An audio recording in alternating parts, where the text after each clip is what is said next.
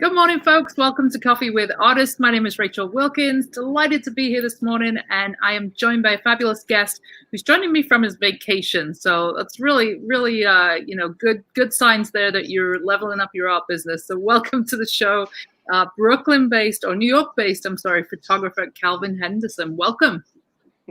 Thanks. Thank you. Good to be here. Thank you for interrupting your vacation to come and have coffee with us this morning. I appreciate it. No problem. So I have some black coffee in this fabulous cup. It's too early for you to say things, which is very appropriate for me because I don't function until about 10 a.m. What's in your cup this morning, Calvin? Oh, this about the same thing. Maybe a little bit of sugar. That's Nice. about, never. I could never do milk. I mean, nobody else in the family really drinks coffee much, so I'm just like, all right, just set the thing up and just put some sugar in it. I'm good. Nice. So we were talking just before we jumped on, and I'd love to start out with this because I think it's a really fascinating story. But we were chatting about the fact that you are an essential worker, right? You've been an essential worker during this pandemic. You work in IT, and essentially you've taken your camera with you everywhere during this experience. So I'd love you to just kind of tell us a little bit about the story of, what you started to see on the streets of New York when this first initially started out, when everybody was quarantined, up to what you were seeing right before you left for vacation. Yeah, I mean, I like since I've been doing photography, that's how I learned how to do it. I just kept my photography, kept my camera in my bag and just shot every day. So it's just a force of habit for me, and it just so happened that it's almost a perfect time to do it during this 100. It's weird even saying like 3 months because it doesn't even seem that long, but 100 days feels more like this has been an event. And yeah, I kept it with me, and the first few weeks that it's been going on, it's so weird where you can go blocks walking in the middle of the street with my camera and stuff and not see a person, not see a car, a bus, anything. Literally just walk the streets of New York and there's no one around. Wow. And that was just one of the it's one of the weirdest feelings. I mean, it's only like, I mean, I've had my camera out like 2 in the morning, 3 in the morning. I've been out like I mean, people have been out late in the city. Like you can see, it gets very, it can get very quiet in the city at the right time, where it's really early in the morning, really late at night. It's not supposed to be like that at 7 o'clock. At 7 o'clock, not supposed to be like that at 8 o'clock, and it's maybe like few people, 2, 3 people wandering around and stuff. I mean, it that kind of blew my mind Wow. at the beginning. Then 100 days later, you now have the streets filled with protesters. It's kind of like the amount of extremes to go into. Feels a little And bit I like mean, apocalypse, right? yeah, it definitely feels this is probably the closest it feels like some kind of real apocalyptic Mhm. dystopian thriller. I mean, I don't think this is not, the Hunger Games was not like this. Yeah, this is almost, I think it's almost weirder. Mhm. But yeah, I mean, I remember actually like maybe 2 weeks into the protest, not the protest, 2 weeks into the shutdown, there was one on Broadway. There were these like construction buildings and all painted green, no postal bills, one of those. But one at the end was painted up like just thank you essential workers. But on the sides, this said what is essential. Mm. And I thought that was really, really compelling because I mean, one of the things I love about photography, one of the things I love to capture in photography is street art. I Mm. love going down to East Village, Lower East Side, and just capture just the artists, what's done there. But a lot of the art there is really kind of implicit as far as what it's asking you to look for. It's not really, it's trying to create, it's not necessarily it's giving you ideas to play with. It's provocative, but no one ever explicitly asks a question. No one Mm. explicitly asks you a question. So to see what is essential written on the wall, and mind you, that was up for weeks, untouched. It was the only art that was untouched. It was inside. I don't know who did it, but it was up there the whole time. And it's a really compelling question because, I mean, that's what a lot of people who are home, I mean, that's what we're all thinking. Like, I Mhm. mean, how, I'm an IT worker. My girlfriend works with kids. We're both essential workers, but you mean to tell me we're more, are we more essential than any artists? Any, when you see all these other groups, the tourist industry, all these other things that, they're essential for their families to live off and all that. And they're basically been sidelined because of what's going on with this virus. It's really an interesting concept, just the idea of like, well, what is essential? Just the fact of just asking that, it kind of just stuns me. And like, that's not something, I haven't seen that in any type of street art. I haven't seen that, like, period. Anybody actually asking questions. It's kind of what we're asking that, with the protests. Like, look, heroes also just explain why. That's what's been interesting throughout this whole 105 days going on right now. Wow, that's really powerful. Where was it displayed? Where in the city? It was 32nd and Broadway. What was funny was that because I saw like the other three, like there was some other writings like on like the next couple blocks down, but those were all painted over within the next day. Those weren't. So for the next few weeks, I literally would look back at that sign to see if it was still up and see if anybody painted over it. It was up for a good few weeks. Wow. No one touched it. It's interesting because it also, obviously it asks the question like who is essential, right? What is essential in terms of the workers, but also like what is essential to our well-being? Like I think a lot of us have reevaluated and paused in this moment to really assess like what's important. Do we need haircuts right now? Right? Yes, we probably do. Right. I certainly do. But like it's not an essential thing, right? We can manage, we can live without a haircut. Do we need massive amounts of groceries, or can we survive on the basics? And I think that there's a lot of social commentary that's going to come out of this, where we're able to just think a little bit more about what really matters, what truly matters in this moment. Which really makes the protest like that much stronger. Yeah. Because it's not, I mean, no one's going out to, walk the streets just because they want their exercise. Like this is something that everyone has felt, everyone has known. I mean, I remember when Me Too happened and talking to a lot of girlfriends of mine and stuff, and each one had a different story about sexual assault. And it made sense to me, like for every, sexual assault that happened, a black man or black woman can have a story about interruption with the police. Like that, it's almost being their 1-to-1 ratio in like that. So to see this explosion, I mean, especially like when we're talking about what's essential, there has been a lot, just seeing a lot of, you haven't really seen a lot of artists, guys are trying to work off Zoom and all that type of stuff. I mean, it's hard to go ahead and do that, but you're still just working your home. Like now it's just a whole outpouring of it. Just seeing just my Instagram feed just loaded with just protest, pictures. I mean, it's a lot of it was just amazing to see, but it's like that kind of outpouring is out now when you can't escape it. You can't hold this back any further. I think that's what makes it just even more powerful now. And I think art plays such a critical role during these times. Like people, even folks who are not necessarily artists, they go to making these signs, and the signs are art. The words put onto these posters are so profound and so impactful. Have you had? Definitely.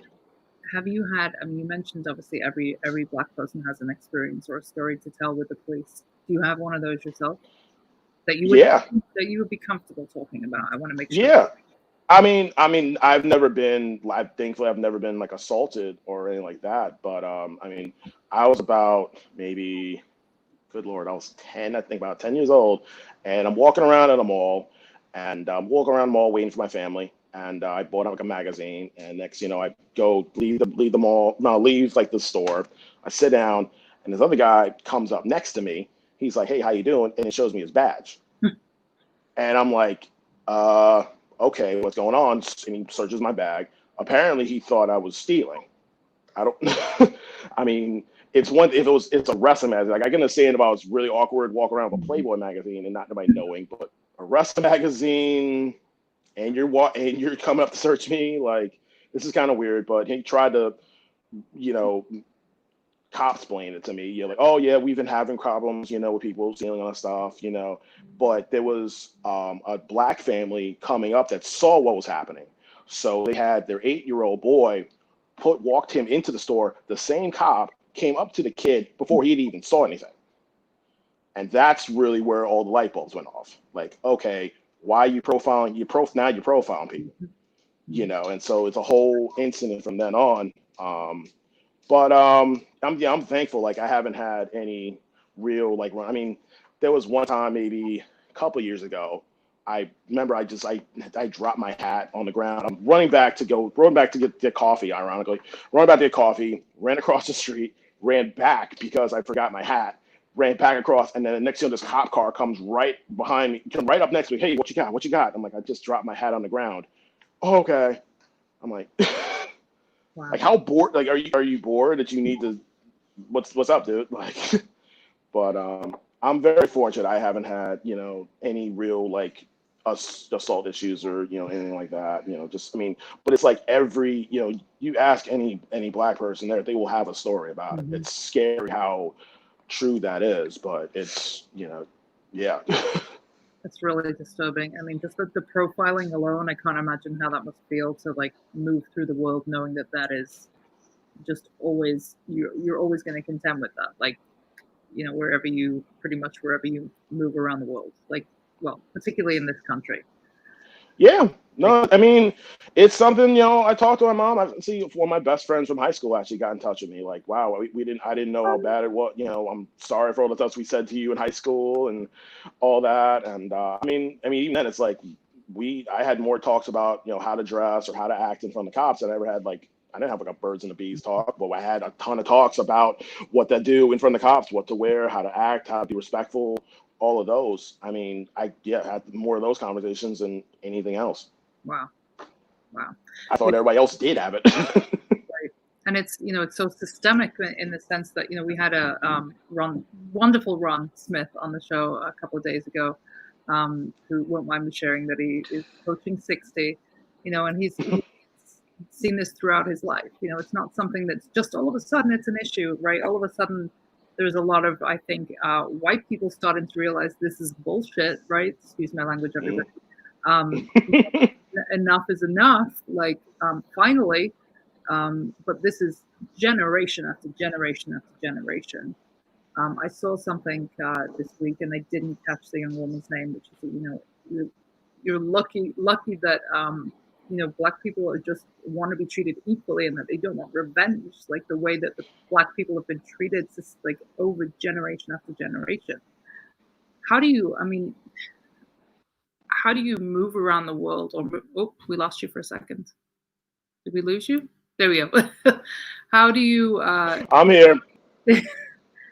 How do you navigate like life with that with that history, which I'm sure you have your own historic stories as well that have come through generations. Like, how do you walk Well, through life with that? actually, it was interesting talking about. I was listening to Ron's talk. I was listening to a little bit of Ron's talk before too, and one thing Ron said about how he's able to navigate with black and white audiences. Mm. That's kind of how I've done my whole life. Like for me, I grew up in Brooklyn. I was born in Brooklyn, but I've lived in Long Island for the majority of my life. And I went to a conservative Catholic high school. Gone to college, have a master's, all that. So for me, I kind of learned to, if anything, my thing was that I learned how to interact with the white audience, the white crowd, more than I did the black crowd. Mm. But I never looked at it as any differently because on one end, it's like, okay, you go to this Catholic school and you're one of like two black kids in the honors program. But then you go home, so you're not really learning about any black history. Mm. You may learn a page about like Selma, the civil rights movement, forget like the Tulsa riot, forget anything like that. But then you go home and I have books about Jackie Robinson, I have books about Malcolm X, I have books about Martin Luther King. So I still had that education, maybe not alongside what I was doing, but it was still there and still present. So it was never like I lost sight of who I was and never saw outside of my, cultural identity. It's just more like, okay, you have to portray one side with one crowd, Mm. but your real crowd will always be there. Mm. And that was kind of how I learned to kind of manage it. That's kind of how I learned to manage it now, where it's like, okay, you learn how to be, you learn to do the job, you learn to do the work, when during the daytime, during in front of people. Because one thing I've learned interacting with, in the white crowd is like, as long as you can do your job, no one can touch you. no one complained about it. And I'm like, that's pretty easy for me. I have no problem with the work ethic, no problem, just doing the work and being better at doing the work than anybody else. That's almost second nature. But as far as an identity, a culture expression, all that part, um, that was the part I kind of kept really, on the back burner. Not so much on the back burner, but more off to the side. That was something like you had to really look in and really study. And a lot of people didn't really, it's only been in the last couple of years. I mean, that's where it ties back to photography. I only did it in 2015. No one during the whole time in high school and everything like that. No, they never taught photography. No, he barely taught. My writing was terrible. There was definitely no stand-up comedy in a conservative Catholic high school. It was just like maybe you said one thing and then the guy in back of you was the one making everybody laugh. So everything that I'm doing now started really like in my late 20s and 30s. It's only really been since then that I've really been able to embrace my full identity. Once I have like the one idea for, okay, I know how to interact with white people. I know how to interact. I know how to conduct myself in this manner. Now we can really fully flesh out who I am. And that's kind of where all this art stuff has come on. Wow. So I want to talk about your stand-up comedy, and I also want to talk about your IT. But just to touch on something that you shared there, I've been in this country for 11 years now, and I'm astounded when I learn how much of the real American history is erased from education, right? You talk about the indigenous people, the American Indian, all that history is not in the history books. It's a very whitewashed version of what happened. And the same, it seems, with the civil rights movement and the oppression of Black people in general. I think in this moment there are a lot of white people, and trying to grapple with how to inform and educate themselves, and it's not the Black community's responsibility to educate and inform us as white people, but how do we come together and be good allies in this moment?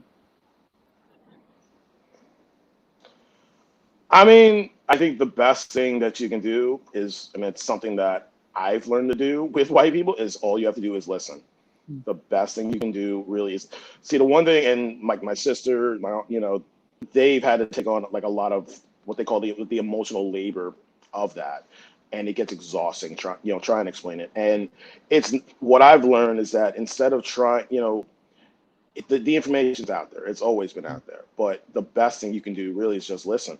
It's just listen. That's the best, I mean, a lot of when I've seen some protests, it's like you let, just you have the white people, just walk alongside, everyone else.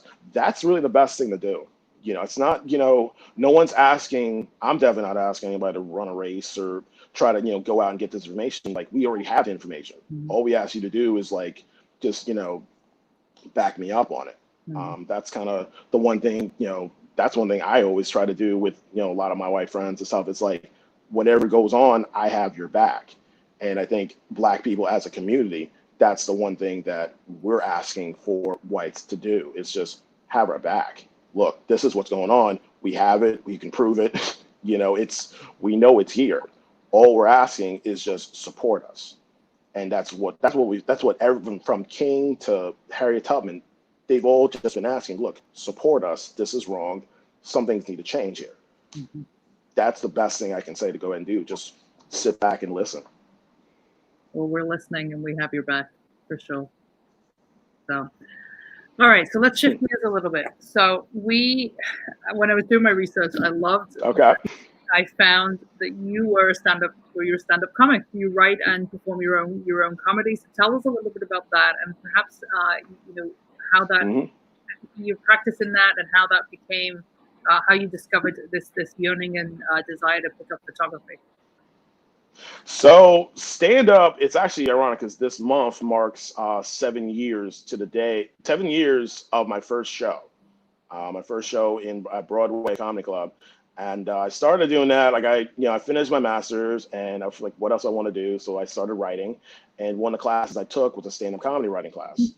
and just took on from then. I mean, I remember just like the first time I tried writing something and it wasn't good and stuff, but it's like, it's kind of when you have like those, one of those real like deep, like belly laughs that you just didn't know, like, wow, I didn't know, you know, it's kind of like, wow, I didn't know I could do this.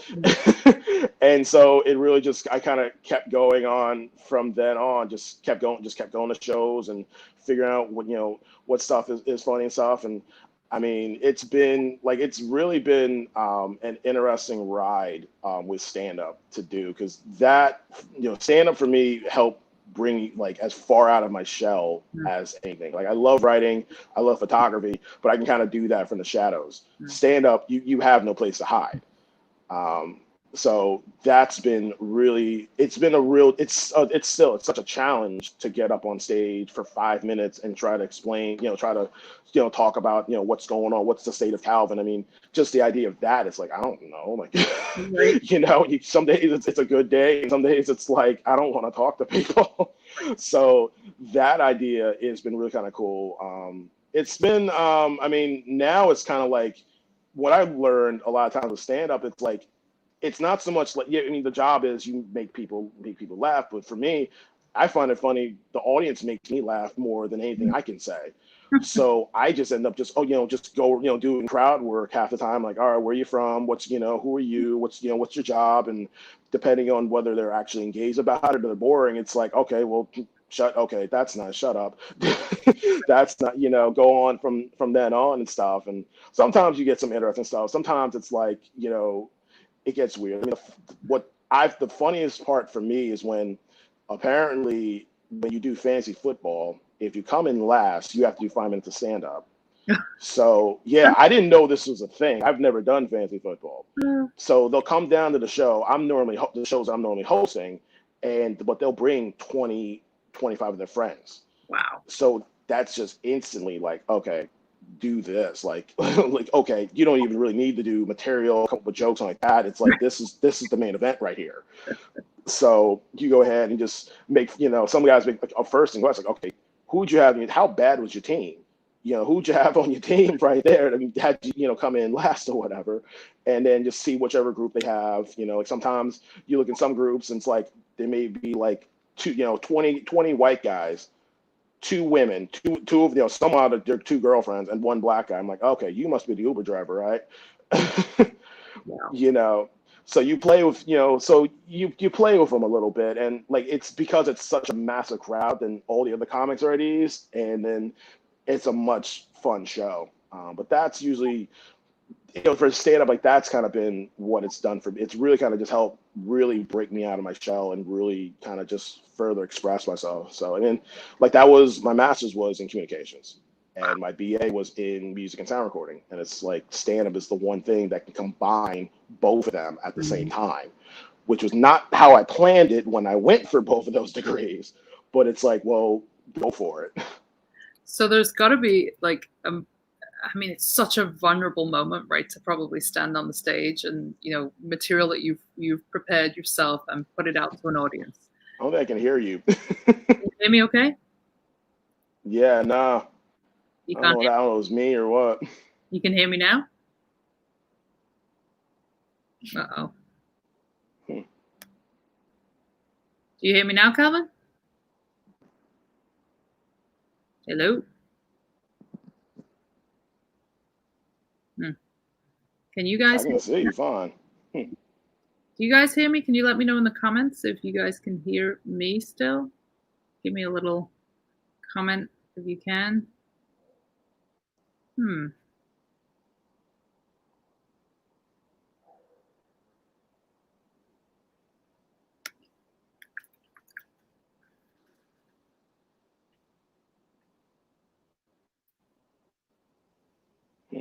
Can you hear me now? Okay, Ron hears us. Hi, Ron. Yeah, I still can't hear you. I don't know if it's my headphones or what. All right. Let's see. Do you? Let's see. Let me see. I'm gonna give you a call. I'm gonna call you. I'm gonna run the audio through that. Okay.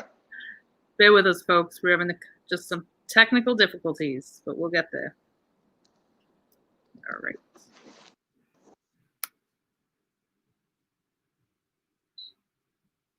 Sir, you. Now we can't see you though. Hold on a second. Okay. You want to call me on a different number and then put your screen back on, and then I think we'll be good. Okay, now I can hear you as an echo. Wait a minute.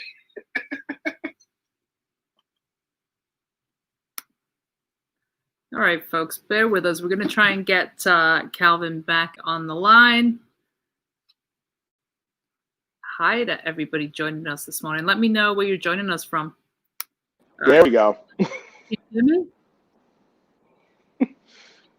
Do you hear me? Yeah, I can hear you now. Oh, awesome. All right, great. Yep. So we were talking about getting on the stage, that moment being really vulnerable.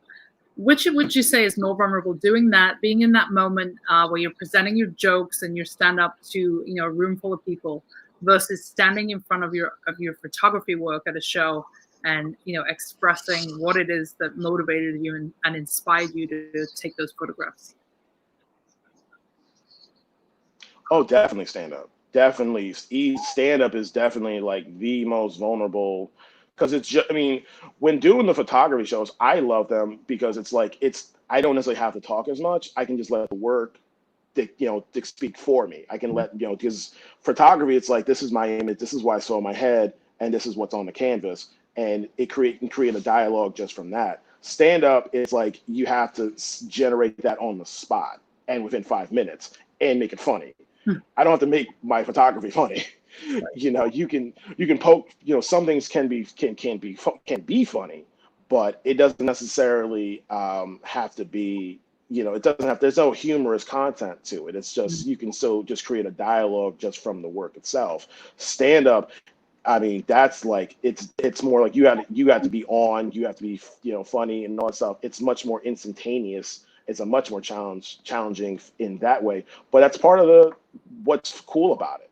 It's you have to come up with a stuff. You have to communicate with a crowd on the spot, and that's really what makes it much more challenging than really anything else.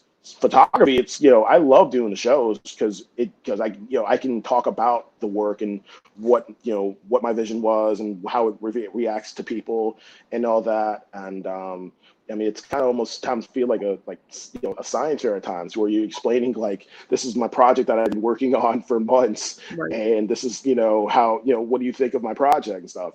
Trying to say that in stand up would just get crickets. What do you think of my jokes? Right. That's instantly like, you're not funny. That's what we think of your jokes. What's been some of the most interesting or entertaining reactions that you've had to your work? Again? I didn't hear what you said. No. Are we having issues again? Let's see. Can you hear me now? It might just be the Wi-Fi here. I don't know. Okay. Do you hear me okay now? Now I'm yelling. Sorry, folks. Might just be the Wi-Fi here. I don't know. Let me see if I can just get off those. Bear with us, folks. Yeah. Can you hear us?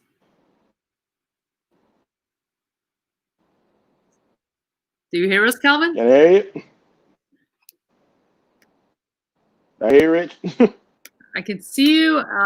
We can hear you, but I don't think you can hear us. Okay, now I can hear you. Good. Okay. All right. I hear you. Yeah, no, it's the Wi-Fi in here is pretty terrible. Right. Well, you look like you froze on the screen, but let's just roll with it. So tell us some of the interesting feedback that you've had about your work. Oh, wow. With the work, I mean, a lot of people are just really amazed by just the images, by just how powerful a lot of stuff is. Really just how certain images just grasp them, especially the stuff that I've done lately with the protests and, going down the city and everything boarded up or like that. Like, those are like that's like the big response that I've been getting. It's a lot of just, wow, it's really, really amazing, really powerful stuff. Really, I mean, I'm not the one trying to like be provocative when I'm shooting. I just kind of just there's, okay, this image looks cool. Okay, do it. And that's kind of, just how I've looked at it. But a lot of people really just like, wow, we really, it's very moving and very, emotionally provoking. And if there was a goal, that would be it. So tell us about what actually inspired you to get started, because it wasn't kind of the conventional methods. Like you said, you went and majored in, you did a master's in communication. Tell us about what incident or what it was that happened that led you down that creative path. So I started doing photography about 2015. I was a friend of mine's wedding in New Hampshire, and it was Memorial Day 2015. The weather, it was beautiful weather, it was beautiful weekend the whole way around, and I had a iPhone 5S and just taking pictures just all the way around. And we went up to Maine to the light. There's the Hubble lighthouse there too. And when I came home, I looked at some pictures I took, and it's like, wow, this is really good. Like, just centered perfectly, and just feeling these emotions about photography. I mean, I remember like way back when one of the first things I went to take photography was at Occupy Wall Street. And I went there just before I even was into photography. I just did it I wanted to see it, Right. and just to capture it. But this was like, oh wow, this is really well done. And so I just kept doing it every day, and then just upgraded my phone. And I mean, even now I still shoot with my phone every day, and just kept going on from then on, and just take my camera. And you bought a camera from it too, and just learning about it, just really doing it every day, really just learning about the technique, and really just learning how to see things, within a frame and stuff, which I kind of was already doing anyway. That's kind of how I thought, how I write, how I create. I've always kind of looked at things visually. So to be able to do photography, it really was kind of just like everything kind of clicked in one sense, and just really just kept going from that on. And especially the feedback that I got, and I love my mom to death, but it's like when my mom is even saying like, wow, I didn't know you had this in you, that's when you're on the right path. Like that. I see my whole family. It's like they all, once they start seeing my photography on Instagram, it's like, we didn't know you had this in you. So that was really like the confirmation, like, okay, we're on to something here. And that's why I kept going with it. That's amazing. You get the mother's seal of approval, you're in a good spot. So what has been the most inspiring, or what is the I mean, what is the piece that's meant the most? Well, I was gonna say, like, the one thing with the most. Wow, that's a good question. I mean, I guess like taking the what is essential, like taking those pictures that was the one that really kind of encapsulated, because like I said, like, it's one thing when the art is implicit and it makes you question your head. It's another thing when it's explicit, when you're actually when it's actually like asking, when it's right, and the question is right in front of you. And especially during the time, that was like some of the most emotional stuff. But a lot of times what I always like shooting is like come June, like around this time, especially in the city, it's like the sunset is a little longer. So when I get out, it's just the perfect sunset and the perfect length of time for a sunset. So that's really like the one part, especially with Manhattanhenge. I love, it's going to be weird seeing, a socially distanced Manhattanhenge this year, if that's even possible. But that's really been like the best. Those would be like the most emotional, the best picture that I would take. So just as a side note, for anybody who doesn't know what Manhattanhenge is, it's, I think, twice a year. It's kind of this big spectacle where the sun sets right in between the avenues, and it's like perfect. It's just this one kind of glimpse where the streets look kind of endless, and the sun is just reflecting off the buildings. It's amazing. But to capture the shot, you actually have to stand in the middle of the street. So there's some hazards that come with that.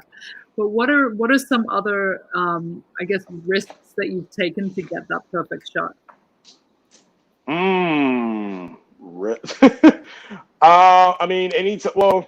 Anytime you take a protest, there's always a risk, because you don't know, what type of chaos is going to be. But a lot of times, I'm just going through years of pictures, and a lot of times, for like the riskiest shots, it's not even so much like, I guess, the riskiest as much as just like figuring out like certain angles and stuff. Like, I'm not one of those, like, I'm gonna hang off to the side with my camera and stuff. Like, I'm not gonna try doing parkour just to get just the right shot or anything like that. Really, I guess the riskiest shots would be the ones of people.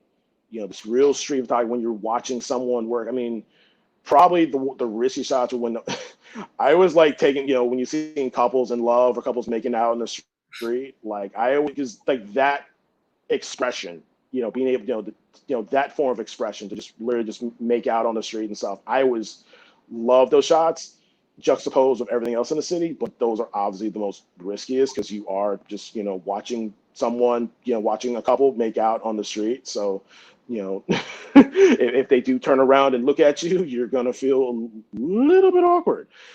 So it's like it just all more sense. Like, make sure if you're gonna do this, make sure your settings are right so you can get the shot and get out. At what Those point would be the riskiest ones. Yeah, and at what point do you feel that you have to kind of ask somebody's permission to take the shot? Because I think that can be a challenge for some photographers.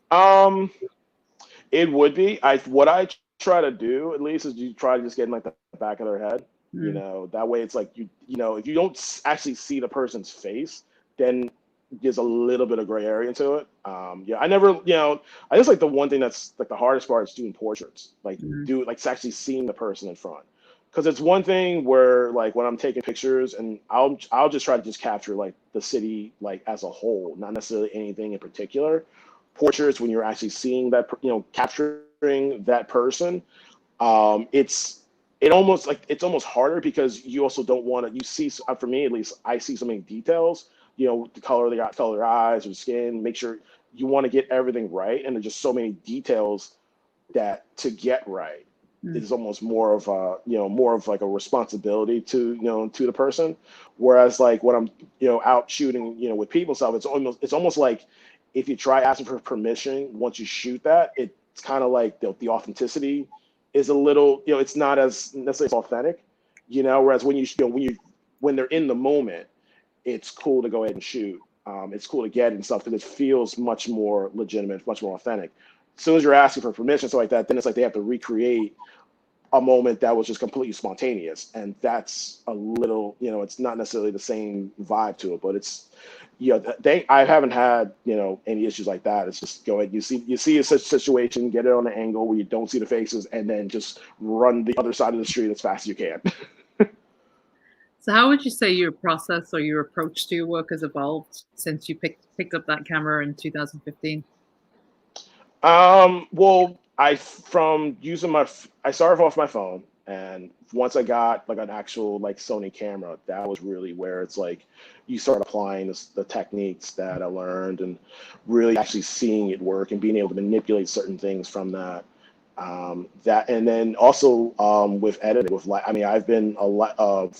I started on Photoshop, and I like Photoshop, but I looked at it stuff. It kind of seemed like too, not so much like kind of cartoony. So Lightroom felt like I was actually editing a picture, but I do all my edits on my phone. I've been editing off my phone since I started, and that's really just as the years have gone on, just really seeing what pictures I've done and really just tweaking certain things where it looks more like it's like a film come to life, I guess. Like that's kind of what my visual thing was.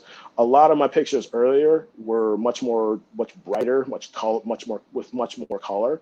Not like I was intended to do it. It was more just like that was just where my vision was at the time. And now it's like when I'm trying to, when I'm working now, one of some pictures I took here, it's like it's more just try to bring out more of what, try to bring a sharper image to a lot of the colors. But that's really like the main thing is really from trying to make it seem like art, just make it just seems like real art and bright and just a real exaggeration of it to just being a real representation of what I've taken, that type of journey. Generally, how many shots does it take to get that perfect shot?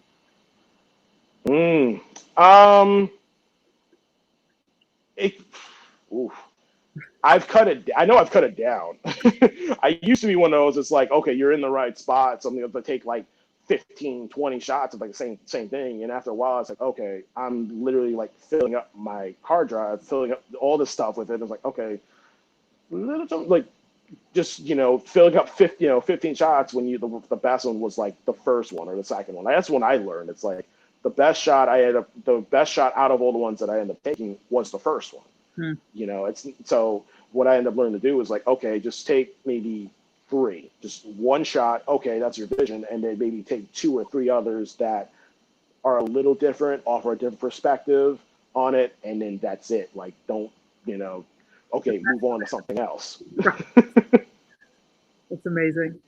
So you shared a little story with me before we jumped on about how you are an essential worker. You work in IT, so you have been in the city each day and experiencing these empty streets.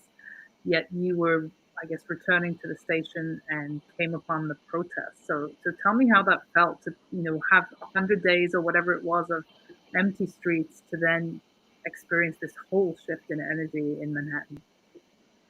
Yeah, I mean, it's like, I mean, I remember just throughout the whole time, I would just walk to like certain areas, certain big areas, like Grand Central Station or Times Square, all these other areas, and just completely empty.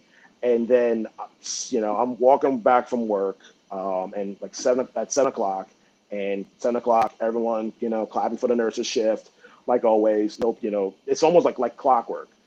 15 minutes later, I'm a block away from Penn Station, and next thing you know, I see this increased police presence show up, and like, okay, what exactly is going on here?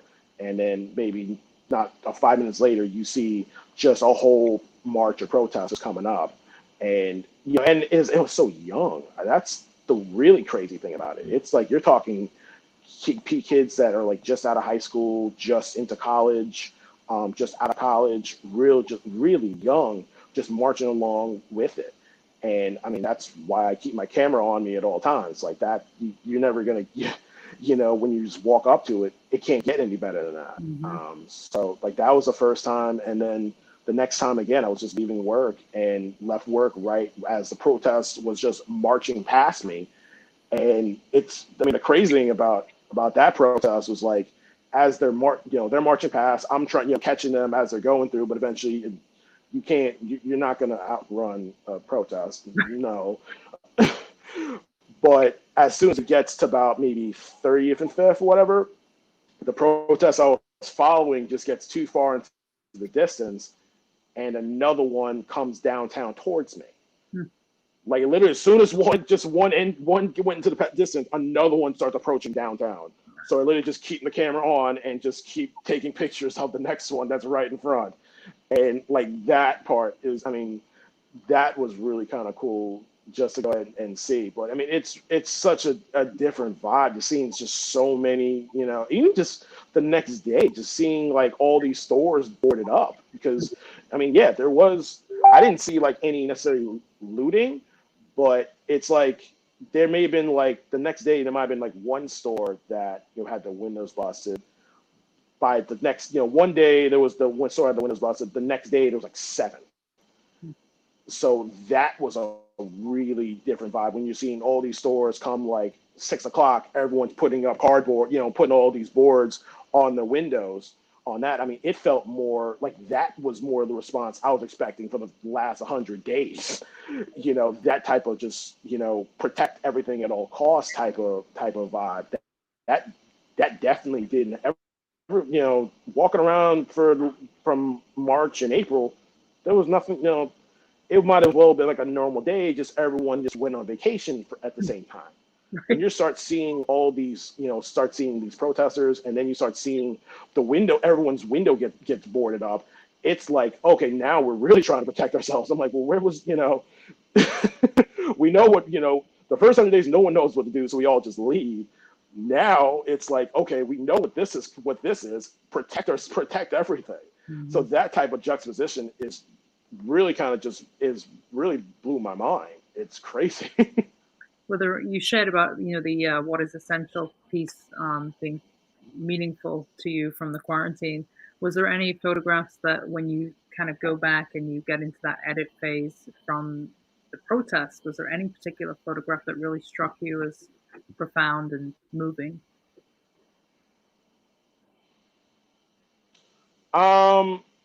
Really, when that like that second time that I took the protest, and it's like when it's one thing when you're seeing a protest leave, as a marching along, you're not able to catch it, but the fact that you're going from one leaving and then the other coming right in front. So it's like I literally just have like a good 5 minutes of seeing a whole mass of people right in front of me. Like that was the one that was really like the most emotional. I mean, I love watching the signs, and everyone has their expression, but really just the mass of people. Considering when that same street that I'm walking on for the last 2 months had been completely deserted, to see this whole mass of people, of hundreds of people in one shot coming towards me, that's for me like probably the most emotional shot that I took, because it's see something like that's not something you see every day, especially during now. Mm. What would you say that this form of expression gives you that perhaps other aspects of your life do not? What was that? What would you say that this form of expression, that photography, gives you that other aspects of your life perhaps don't? What does it allow you to do? Photography, well, it really is able to kind of just still say, it's able to say what I want to say without saying much. I mean, with stand up, like I said, it's your pure perspective in 5 minutes. Like, what are you thinking? Go to what you're shooting. And it really is it's much more of a developed opinion, rather like stand up. You're kind of just a lot of times maybe shooting from the hip. Even when when I like writing, it's like you take more time. You almost take too much time developing a thought process. So, photography, it's like the purest form of expression for me. It's the best way to really see what's going on with me. That's one thing that it's the thought, the emotion, everything about it. It really is just the purest form of expression to me. Like how whatever is going on up here, that's what comes out through the camera, and that's for me. That's always been the goal for what I wanted to accomplish in art. Just being able to find some. I think we might have lost you. Yep, we lost him. Folks, it looks like we just lost Calvin right in the middle of a beautiful description of what photography does for him. So let's see if we can get him back. I think we got you back. I'm here. You got some sketchy Wi-Fi out there today. Apparently so. I don't know. And you were giving such a beautiful answer. But yeah, no, that's the one thing that I've learned for photography. Like that's really just been the purest form of expression for me. It's the best way for me to really just get, my, what I've wanted, get who I am out there. It's really the best way for me to do, which is kind of what been the journey all along. Just learning how to, it's one thing to learn how to interact with people, just do the work. It's another thing when you know what the best way to do the work is. And that's really what photography means to me. Do you have any creative heroes? What's that? Do you have any creative heroes?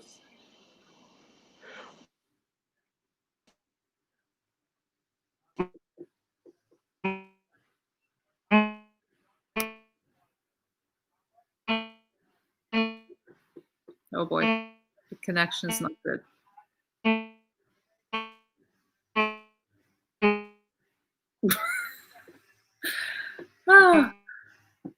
Folks, I don't know whether you guys are experiencing what we are on this end, but poor Calvin is stuck in a loop. I'm hoping we can get him back in. Let's see. Oh. Calvin, are you there? Folks, I think Mercury might be in retrograde today because I do not know what's going on with the tech. Bear with us. I'm going to see if we can get Calvin back. In the meantime, does anybody have any questions for Calvin that they would like to ask? Calvin's given a great interview, wonderful photographer. He's actually showed with us at Conception 4 times now. We love his work, love his energy, and love his story. So if you do have any questions for Calvin, do jump on into the comments. Calvin, we got you back. You went into like a little bit of a loop there. It was kind of bizarre. So I just let you can watch that on the replay. It was kind of robotic. It was a little interesting. So, Yeah, I just asked if anyone has any questions, that this would be a really great time for them to jump in. So we will take some questions in a little bit. But do tell us, who are your heroes? sure. Didn't catch any of that. Sure. Anyone has any questions? Yeah.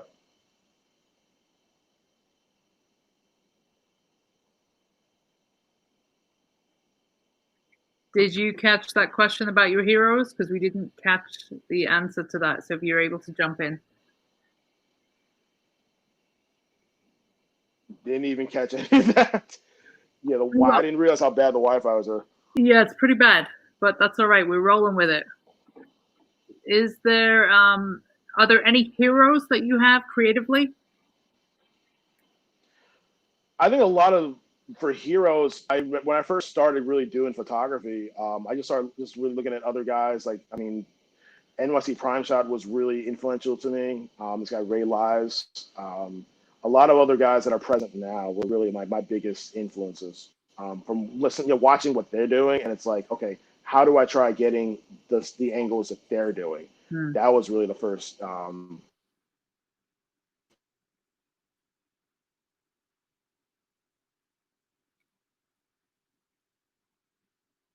And we lost him again.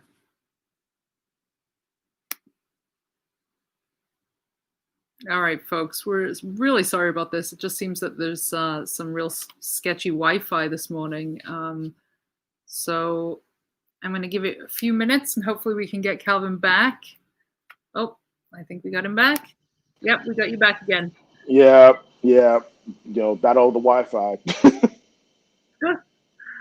So, all right. So let's just we'll close it out with this. Is there some? What do you hope for the future? What do you hope? Once we come out of this experience and you have all this work, what are your hopes going forward? Really, I mean, first thing is just keep doing it. I love photography and I love shooting. I mean, it'd be cool. It'll be cool getting back on the stage to do stand up too. But really, it's just more like I mean, you can't once the amount of stuff that's going on, you can't necessarily say like let's return to normal. And I think that idea is kind of thrown out. But at least like I hope it's got more visibility. I hope that more of my work is I hope more people just pay attention to the work. That's kind of I love doing it, and I think for me, my goal is really just to see have more people see it, and yeah, I mean I have prints for sale too, so I definitely try to monetize it as best I can. So if there's people if I can sell a few prints as well, I'm totally unopposed to that. I would love that. Well, let's let people know how they can do that right now, so they can go before you lose the Wi-Fi. So I have a page on Darkroom. You look calvinhenderson.darkroom.tech. I have it's certain photos. It's grouped where you have like some new stuff, some pictures of the transit, some Manhattan Henge pictures. Nice. When the Lafayette train station did a little exhibit for David Bowie back when Bowie was they had a Bowie exhibit at the Brooklyn Museum. The Lafayette train station redid it in Bowie's honor. So I have pictures of that available as well. Yeah, and if there's any pictures on my Instagram that I haven't done, just you can shoot me a link on shoot me a DM or like that. I've worked with a few people, like that's been the really cool thing when someone tells you, hey, I want to hang your work up, and that's a really humbling feeling. So I've definitely worked with people on that, so I'm open to that as well. Awesome. And what is your Instagram so people can go follow you? My Instagram, it's Cal_ED. My name Calvin Edward. So lowercase CAL_ED_. The second underscore, right after ED. Yep. Okay, perfect. Yep. And there is a couple of questions here, so let's jump on in, and hopefully we can keep the signal. Emma asks, do you travel for your photography? Do you have a dream city to shoot photos in? I can. I mean, I've traveled to Philly. I had an art show in Philly a couple of years ago, and like right next to Chinatown. So I mean, I don't I would love to. I mean, I would love to be able to go to all like 50 states and shoot what the street looks like, or go to France or Italy. So presently I don't, but I definitely am open to it. Awesome. And I apologize if anybody hears snoring. It is my dog in the background, snoring like a bird. So Ron asks, where is your subject matter coming from, or is it more within the city surroundings? I guess like when when I'm in the city, it's really more just when something, just something just catches my eye, it just goes, just go with it. It is kind of just different aspects of the city. Just when you see something, oh, that looks cool, okay, take that. And that's really kind of the idea. I mean, I never looked at it like there was like a goal I wanted to accomplish per se. There's never like a thesis with it, but it's really more just like whatever catches my eye, shoot it. Like that's kind of just the one rule, if you will, I have about it. It's like whatever's there, whatever catches my eye, shoot it. That you worry about it later, just get it right. Wonderful. All right, folks. Well, thank you for joining us. We appreciate you joining us this morning, Calvin.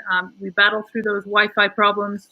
No doubt that this is not a live show, if anyone's wondering.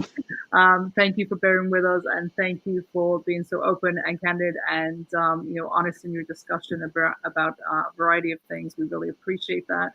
And folks, do go out there and check out Calvin's work. He's got some amazing shots from New York while it's looking like a ghost town, and some awesome shots of Manhattan Henge as well. So do go follow him. Do go check out his work. And go order a print. What better way to support artists right now than by buying their work? And we will be back again tomorrow. Calvin, any parting words you want to leave our audience with? Thank you guys for tuning in. I wish the Wi-Fi would be better, but hey, it's what it is. And I appreciate you guys listening. I'll be, drop me a line on Instagram, and looking forward to hearing from any of you. Awesome. All right. That's our show for today, folks. We'll be back again on Friday. Thanks for listening.